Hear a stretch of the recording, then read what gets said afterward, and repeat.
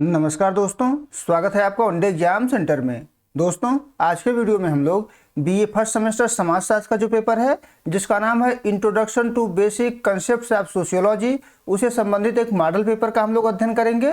ये हमारा तीसरा मॉडल पेपर होगा। इसके पहले हम लोगों ने 2 और मॉडल पेपर का अध्ययन कर लिया है। अगर आपने उसको नहीं देखा है तो आप हमारे प्लेलिस्ट में जाकर के उसको देख सकते हैं। जिस प्रकार से परीक्षा में आपको पेपर मिलेगा जो 3 खंड में विभाजित होगा, उसी प्रकार से आपका ये मॉडल पेपर भी 3 खंड में विभाजित है। पहला खंड अ है, दूसरा खंड ब है और तीसरा खंड स है।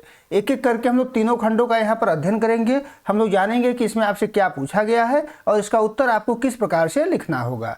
पहला खंड अ है, इसमें आपसे अति लघु उत्तरीय प्रश्न पूछा गया है और प्रत्येक प्रश्न का उत्तर इसमें आपको अधिकतम 50 शब्द में देना होगा।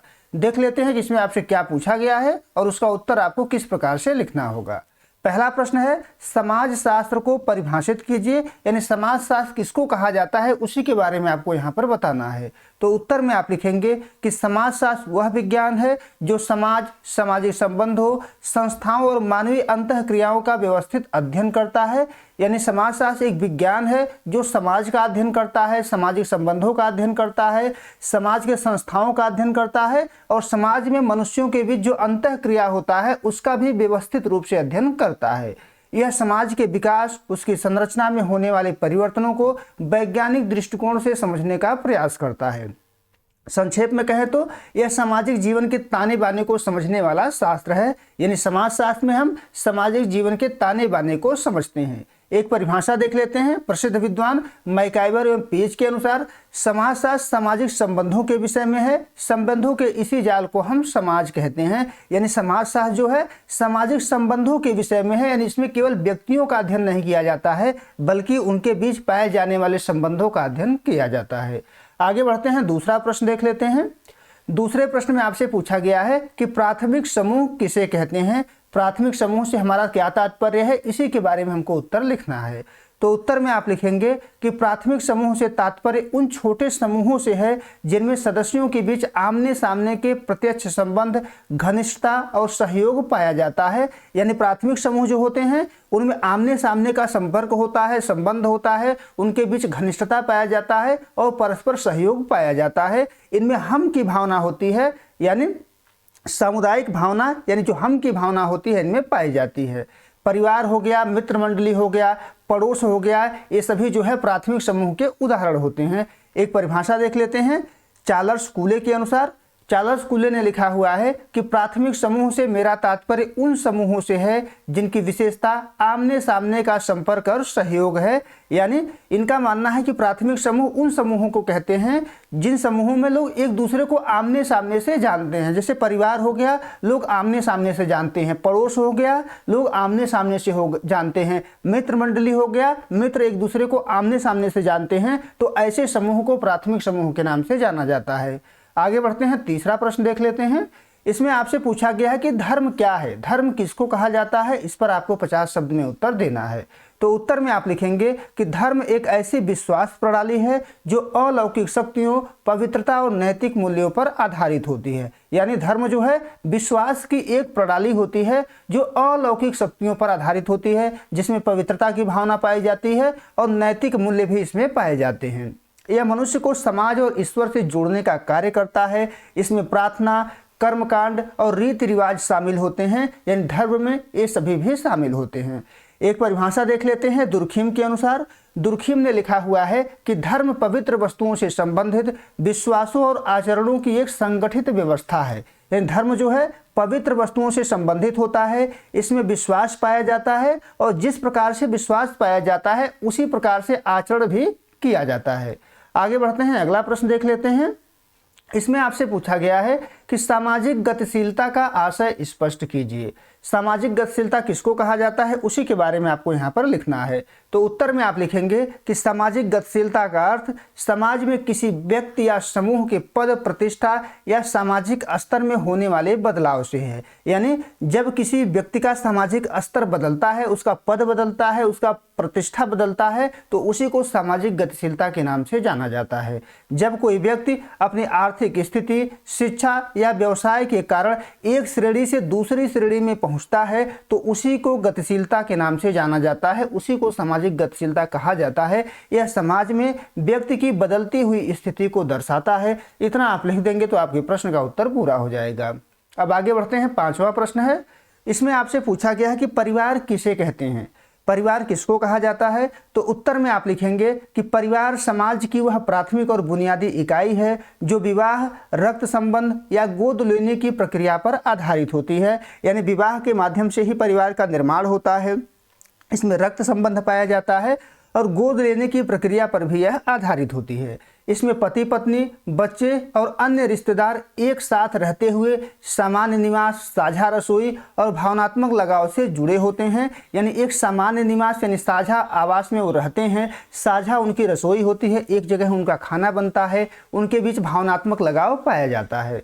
परिवार न केवल बच्चों के पालन पोषण और सामाजिकरण का कार्य करता है बल्कि व्यक्ति को सामाजिक पहचान और सुरक्षा भी प्रदान करता है। इतना आप लिख देंगे तो आपके प्रश्न का उत्तर पूरा हो जाएगा। अब आगे बढ़ते हैं। खंड ब है, इसमें आपसे लघु उत्तरीय प्रश्न पूछा गया है और प्रत्येक प्रश्न का उत्तर आपको यहाँ पर 200 शब्द में देना होगा। देख लेते हैं कि इसमें आपसे क्या पूछा गया है। इसमें आपसे पूछा गया है सामाजिक संरचना से क्या आशय है, सामाजिक संरचना की विशेषता बताइए। तो सबसे पहले हम लोग जानेंगे कि सामाजिक संरचना होता क्या है, फिर सामाजिक संरचना में कौन कौन सी विशेषता पाई जाती है उसका अध्ययन हम लोग करेंगे।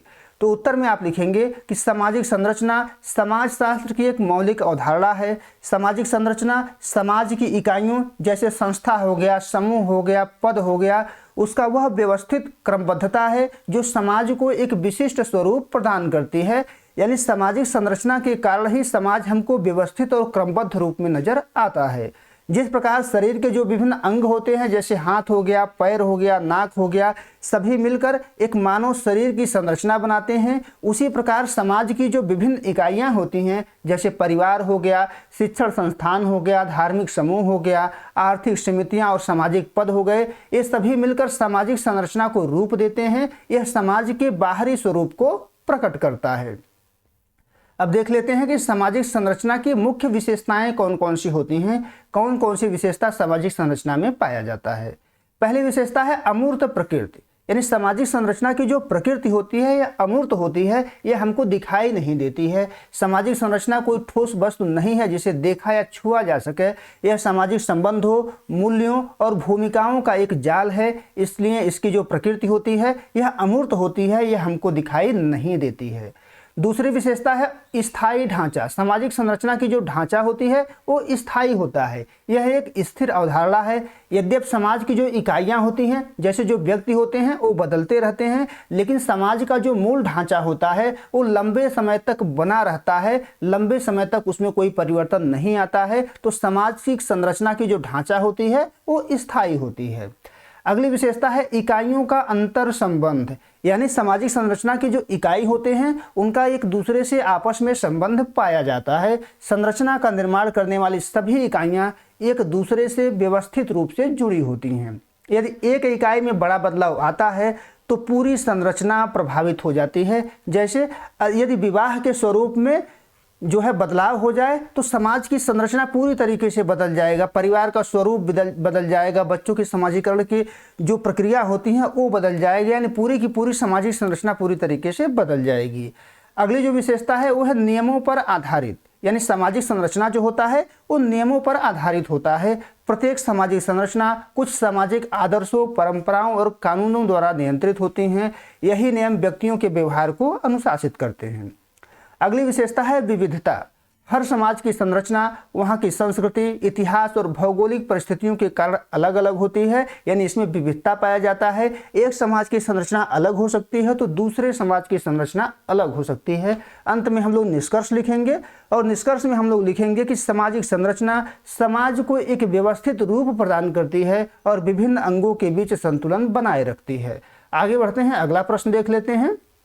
इसमें आपसे पूछा गया है कि मानव एवं पशु समाज में अंतर स्पष्ट कीजिए। मानव समाज एवं पशु समाज में क्या अंतर होता है इसी के बारे में आपको यहाँ पर लिखना होगा। तो उत्तर में आप लिखेंगे कि मानव और पशु दोनों ही सामाजिक समूह में रहते हैं, लेकिन उनकी कार्यप्रणाली में गहरा अंतर है। मानव समाज बुद्धि और संस्कृति से संचालित होता है, जबकि पशु समाज केवल प्राकृतिक प्रवृत्तियों पर आधारित होता है, इन दोनों में निम्न अंतर पाया जाता है। एक एक करके हम लोग इनके अंतर को देखेंगे। पहला अंतर है कि मानव समाज का जो आधार होता है वो संस्कृति है, जिसे मनुष्य सीखता है, जबकि पशु समाज केवल अपनी जैविक प्रवृत्तियों पर निर्भर रहता है, उसमें किसी प्रकार की संस्कृति नहीं पाई जाती है। दूसरा अंतर देख लेते हैं। दूसरा अंतर है कि मनुष्यों के पास एक सुव्यवस्थित भाषा और लिपि होती है, जबकि पशु सीमित आवाज़ों और शारीरिक संकेतों से ही संचार करते हैं। उनके पास न तो किसी प्रकार की भाषा होती है और न ही किसी प्रकार की लिपि होती है। तीसरा अंतर है, मानव समाज में परिवार, विवाह, कानून जैसे जटिल संस्थाएं होती हैं, जबकि पशु समाज में नियमों का ऐसा कोई ढांचा नहीं होता है, यानी इस प्रकार की संस्थाएं पशु समाज में नहीं पाई जाती हैं। चौथा अंतर है, मनुष्य जो है अपनी बुद्धि से तकनीक विकसित कर वातावरण को बदल देता है, जबकि पशुओं को पूरी तरह से प्रकृति के अधीन रहना पड़ता है, वो अपने वातावरण को बदल नहीं सकते हैं। पांचवा अंतर देख लेते हैं। पांचवा अंतर है कि मानव समाज में कार्य विभाजन योग्यता और कौशल के आधार पर होता है। जिस प्रकार से हमारी योग्यता होती है उसी प्रकार से हमको कार्य दिया जाता है। यह बहुत सूक्ष्म होता है, जबकि पशुओं में यह बहुत सीमित होता है। इस प्रकार का कार्य विभाजन पशुओं में नहीं पाया जाता है। छठा अंतर है, मनुष्य अपने ज्ञान को आने वाली पीढ़ियों के लिए संचित करता है, एकत्रित करता है और उसको हस्तांतरित भी करता है, जबकि पशुओं में पीढ़ी दर पीढ़ी ज्ञान हस्तांतरण की जो क्षमता होती है वो नहीं होता है, यानी ज्ञान वो हस्तांतरित नहीं करते हैं। अगला अंतर है कि मानव समाज जो है नैतिकता और सामाजिक मूल्यों से बंधा होता है, जबकि पशु समाज केवल शारीरिक शक्ति का महत्व होता है, उसमें कोई नैतिकता नहीं होता, उनका कोई सामाजिक मूल्य नहीं होता है।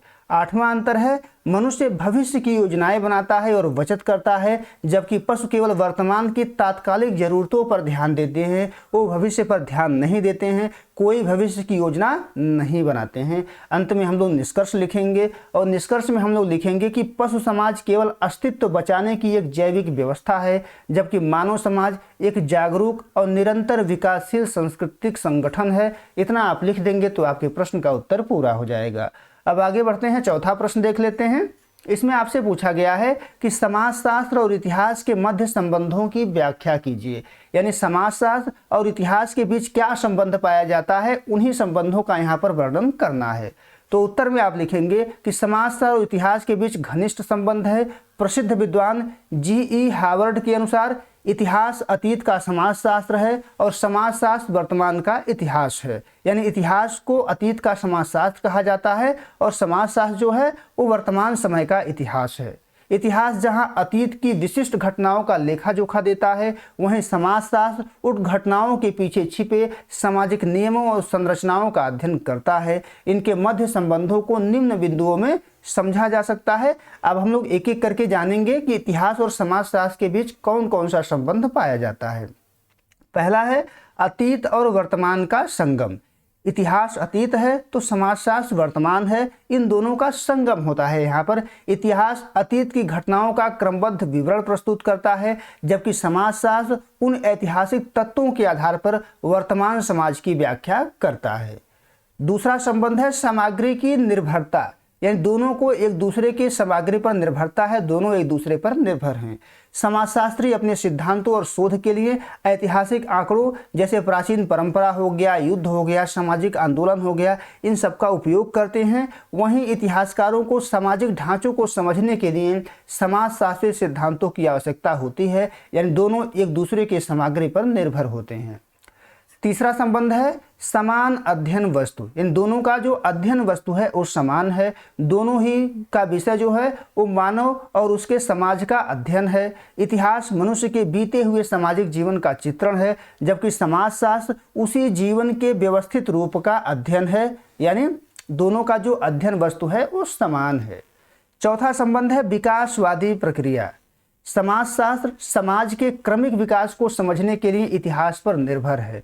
उदाहरण के तौर पर जाति व्यवस्था या परिवार के विकास को बिना इतिहास के नहीं समझा जा सकता, यानी समाजशास्त्र जो है विकासवादी प्रक्रिया को समझने के लिए इतिहास पर निर्भर है, यानी यहाँ पर भी एक दूसरे से संबंधित दोनों पाए जाते हैं।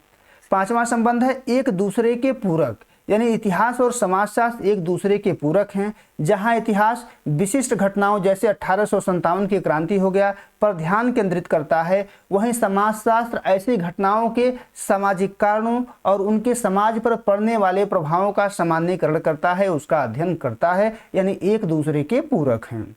अगला संबंध है ऐतिहासिक समाजशास्त्र, यानी इन दोनों के बीच इतना घनिष्ठ संबंध है कि घनिष्ठ संबंध के कारण ही एक ऐतिहासिक समाजशास्त्र नामक जैसी नई शाखा का जन्म हुआ है, जिसमें ऐतिहासिक तथ्यों का समाजशास्त्रीय दृष्टिकोण से अध्ययन किया जाता है, जो ऐतिहासिक परिप्रेक्ष्य में सामाजिक संस्थाओं का अध्ययन करती है। अगला संबंध देख लेते हैं। अगला है सामाजिक परिवर्तन का अध्ययन। इतिहास सामाजिक परिवर्तनों का रिकॉर्ड रखता है और समाजशास्त्र यह विश्लेषण करता है कि ये परिवर्तन क्यों और कैसे हुए।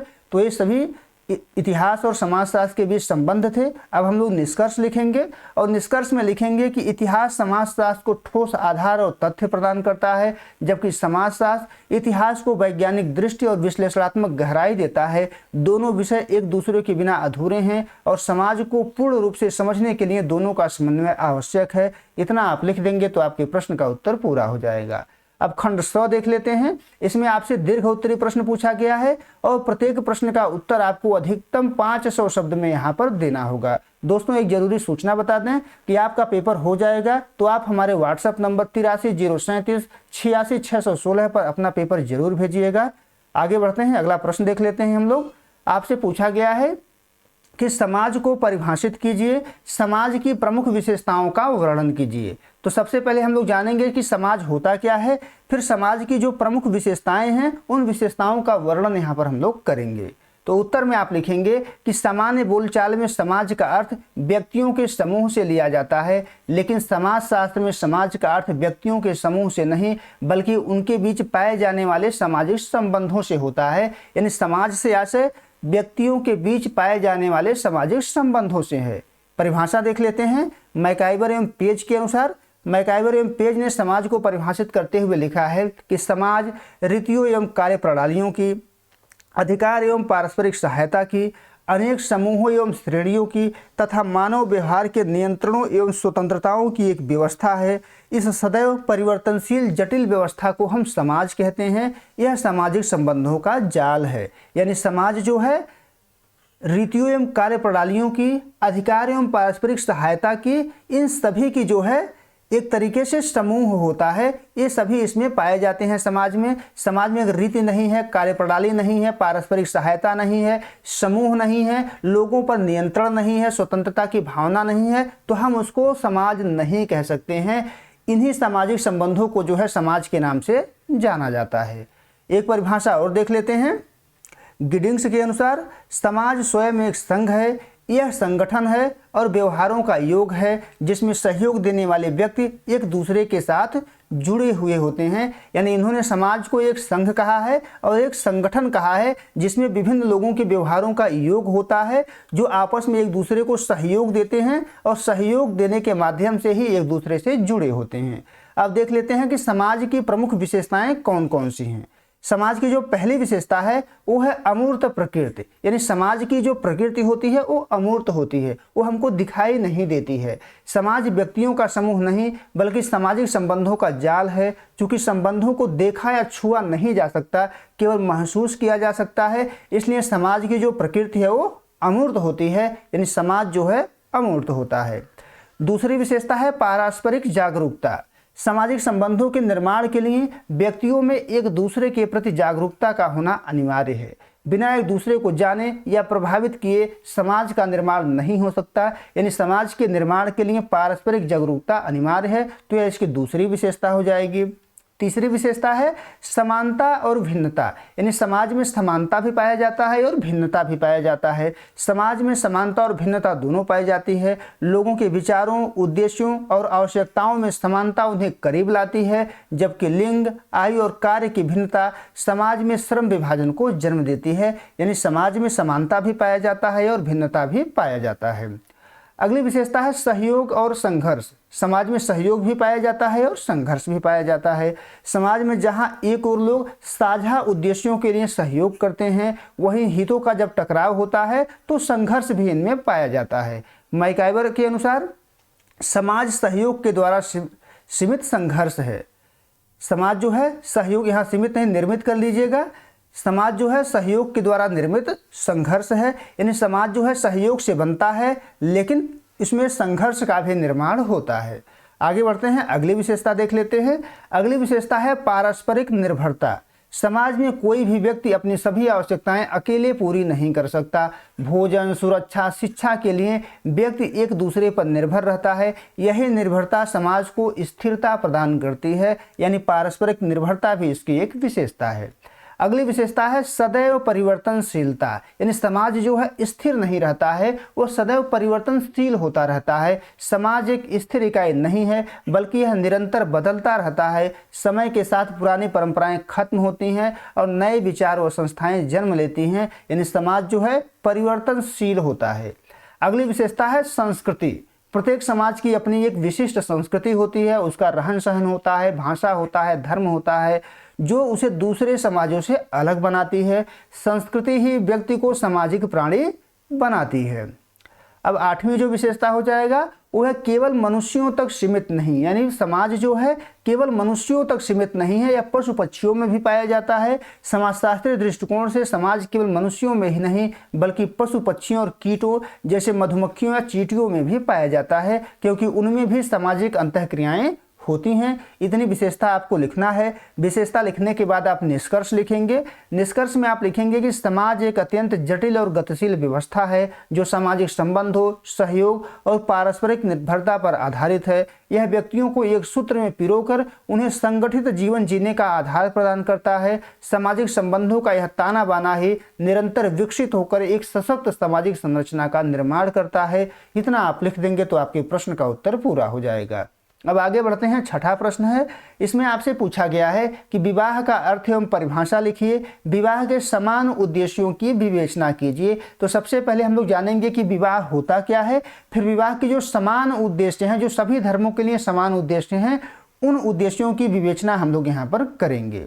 तो उत्तर में आप लिखेंगे कि विवाह एक ऐसी सामाजिक और धार्मिक मान्यता प्राप्त संस्था है जो स्त्री और पुरुष को पारिवारिक जीवन में प्रवेश करने की अनुमति देता है। यानी विवाह समाज में भी मान्य है और धर्म के दृष्टि से भी मान्यता प्राप्त एक संस्था है जो स्त्री और पुरुष को पारिवारिक जीवन में प्रवेश करने की अनुमति देता है। यह केवल एक जैविक आवश्यकता की पूर्ति का साधन नहीं है बल्कि एक सांस्कृतिक और कानूनी बंधन है जो समाज को स्थिरता प्रदान करता है। अब परिभाषा देख लेते हैं। पहली परिभाषा है एडवर्ड वेस्टरमार्क के अनुसार। उन्होंने लिखा हुआ है कि विवाह एक या एक से अधिक पुरुषों का एक या एक से अधिक स्त्रियों के साथ ऐसा संबंध है जिसे प्रथा या कानून स्वीकारता है। यानी इसमें एक या एक से अधिक स्त्री हो सकती है, एक या एक से अधिक पुरुष हो सकते हैं, और इसको जो है प्रथा भी स्वीकार करता है और कानून भी इसको स्वीकार करता है। अगली परिभाषा है मजुमदार एवं मदान के अनुसार। इन्होंने लिखा हुआ है कि विवाह में उन नियमों और विधियों का समावेश होता है जिनके द्वारा स्त्री और पुरुष के बीच यौन संबंधों को सामाजिक स्वीकृति दी जाती है और उनसे उत्पन्न बच्चों को समाज में वैध स्थान प्राप्त होता है। यानी इनका मानना है कि समाज उन नियमों और विधियों का जो है एक तरीके से समुच्चय है जिसमें स्त्री और पुरुष के बीच जो यौन संबंध होता है उसको स्वीकृति प्रदान किया जाता है और उससे जो बच्चे पैदा होते हैं उनको जो है वैध स्थान प्राप्त होता है।